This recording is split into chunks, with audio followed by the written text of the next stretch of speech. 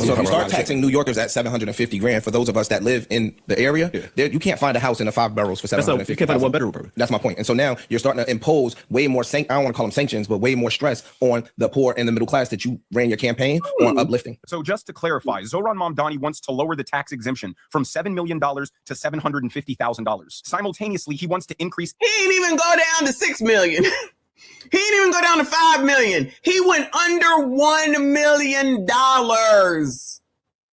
Child, y'all ain't trying to hear me.